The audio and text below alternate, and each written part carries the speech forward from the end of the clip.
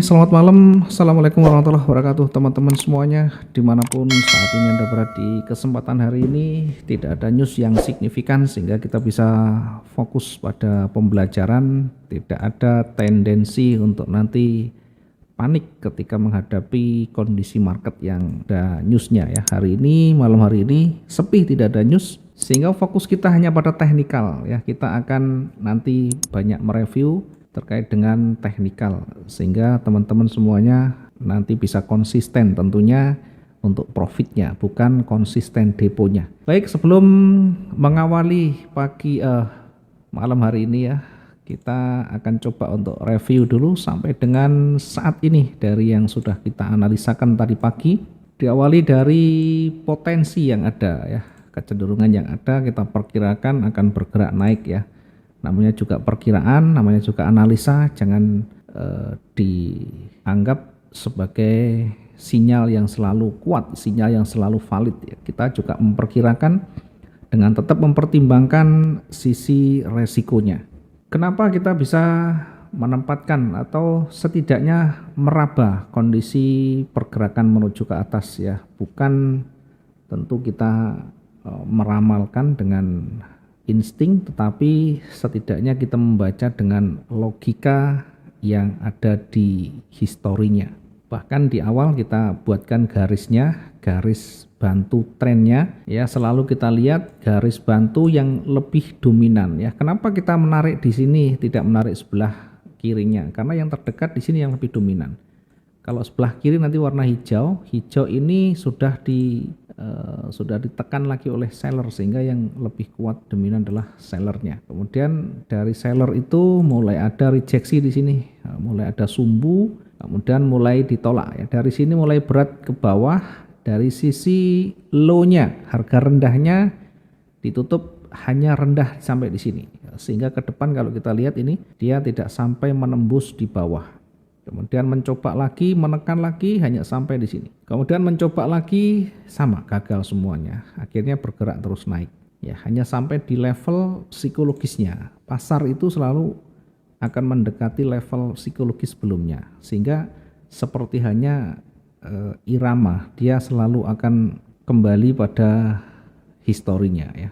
Artinya selalu berirama. Sehingga jangan heran ketika dia mendekati selalu ada penolakan atau minimal ada koreksi kecil. Jadi jangan terlalu jauh mengambil di sini ya. Kita bisa ngambil yang terdekat. Itu pakai time frame berapa? Semua time frame kita bisa terapkan. Hanya yang membedakan nanti target kita dan waktu floating kita menunggu berapa lamanya nanti berbeda ya. Dari scalping atau day trading itu yang nanti membedakan. Yang jelas untuk tujuan area pentingnya sama. Ya, saya menggunakan standarnya aja di H1, nanti ada kalanya kita gunakan M15 ya. Di H1 kalau kita amati dia bergerak naik mendekati level psikologisnya ya. Ini bukan resisten yang kuat, bukan ya. Dia hanya level psikologis, dia sempat bergerak naik, terhenti dan berbalik turun. Jadi kalau kita berbicara dengan swingnya atau resisten yang kuat itu bukan berada di sini, tapi ini mempengaruhi.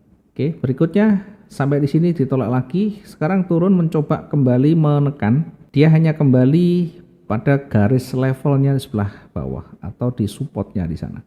Nah, mungkin masih banyak pertanyaan ya, support itu diambil di mana? Di bodinya atau di sumbunya? Selalu menjadi perdebatan dan pertanyaan yang berulang. Padahal sudah sering kita sampaikan, kita bisa mengambil mana yang banyak disentuh, apakah di sumbu atau bodi atau di kombinasi dua-duanya.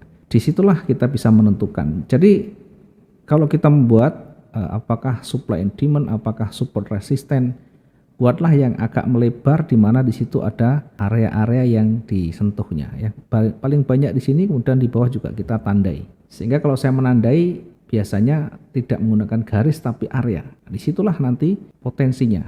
Sampai di situ berpeluang memantul atau kalau dia break nanti dia akan lebih kuat. Bergerak turun, ini mencoba menekan lagi, gagal lagi. Nah, berbicara dengan nanti tanda atau petunjuk, bahkan dari dulu selalu kita sampaikan market itu kalau tidak ada berita selalu ada petunjuk dia mau bergerak kemana. Kadang kita tidak jeli melihatnya. Dia bergerak naik misalkan panjang, berada di levelnya. Petunjuknya apa yang kita dapatkan? Hati-hati berada di level seperti ini atau di level psikologisnya.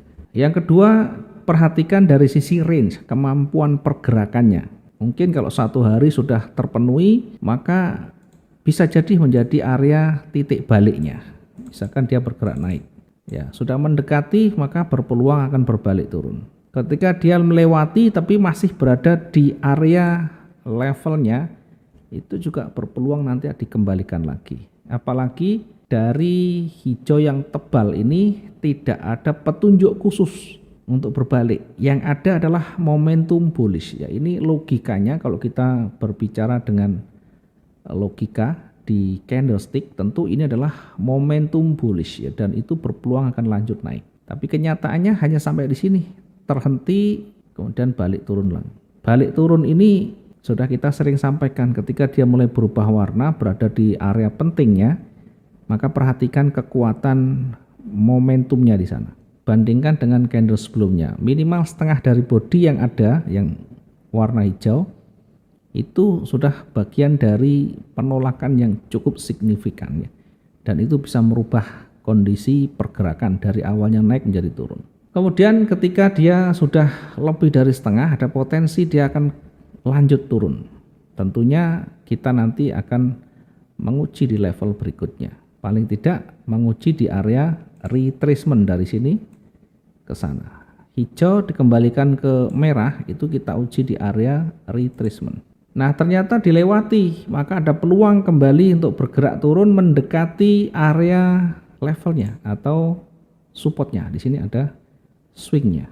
Ya, kira-kira akan mendekati di sini. Mendekati itu artinya bukan persis berada di garis lurus, dia bisa lebih bisa kurang ya. Artinya berada di area di situ ada tanda-tanda dia mulai berat. Apakah ada sumbu, apakah ada perubahan warna dan sebagainya. Nah, dari sini nanti ketemu ternyata dia berat untuk mendekati bahkan menembus di area supportnya. Kemudian dia mulai ditolak. Mulai ditolak ada rejeksi yang panjang. Ada rejeksi yang panjang, mungkin bukan bagian dari loss momentum ya, tapi kalau saya lihat ini dari tebal menjadi kecil merahnya, yang kita prioritaskan adalah yang merah, menjadi lebih kecil, menjadi berubah warna. Kalaupun ini yang warna hijau masih belum ada setengah dari warna merah, maka kita tunggu bersabar menunggu konfirmasi. Jadi setelah terkonfirmasi baru masuk. Nanti ketika dia bergerak naik, maka kita uji lagi sampai di mana kekuatan naiknya. Karena sebelumnya adalah turun, dia melawan naik, maka kita bisa gunakan Fibonacci dari atas ke bawah. Kita uji lagi di area retracementnya. Sampai di mana kira-kira. Nah, disinilah area retracementnya. Jadi kalau kita mengambil posisi atau open posisi di sini misalkan, ya target kita jangan terlalu jauh. Kira-kira mendekati area ini. Mendekati area ini kita harus waspada ya. Yang penting ada tanda-tanda pembalikan atau tidak. Selama belum ada maka masih jalan. Apalagi di break, apalagi area retracementnya dia ternyata tidak mental atau tidak ditolak, tapi dia justru akan menembus di sana ya. Justru dia menembus yang kuat di sini, sehingga ada peluang dia akan kembali naik sampai di mana, sampai mendekati level psikologis lagi. Setelah itu kita harus hati-hati lagi. Nah, itu kenapa pas berada di sini dia kembali tolak ya. Untung saja targetnya sudah tercapai, untung saja, lagi mujur saja mungkin targetnya tercapai di sana. Kenapa kita tidak mentargetkan yang di atasnya lagi ya? Tentu kita sudah hitung semuanya. Ya, berapa target per transaksi, target harian itu berapa. Sehingga kita mengambil yang betul-betul dari sisi logisnya, dari sisi realistisnya masih bisa kita dapatkan meski harus berjam-jam menunggu ya. Itu kalau kita hitung untuk target harian tentu sudah lebih dari cukup 1 hari ya. 1 hari bahkan kita hanya 500 sampai 700, 50 sampai 70 pips, ini sudah 600-an. Dan tentu sudah lebih dari cukup. 1 kali transaksi kalau sudah terpenuhi target harian selesai sudah, tidak usah otak-atik lagi.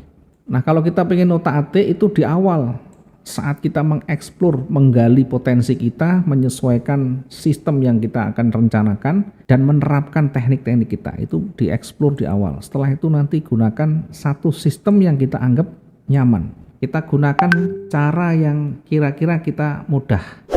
Misalnya tadi kita entry saat dia tidak mampu menembus support atau resisten, kemudian terkonfirmasi, ada loss momentum, ada rejeksi, ada perubahan warna dan sebagainya. Kemudian targetnya sampai di mana kita ukur dengan menggunakan retracement.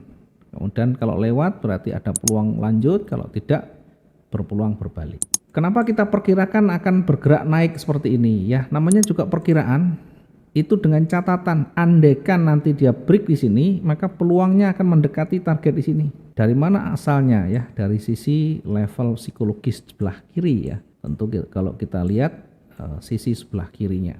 Sehingga kalau itu terjadi break, nah sebaliknya bahkan di awal juga kita sampaikan target ini bisa menjadi resisten.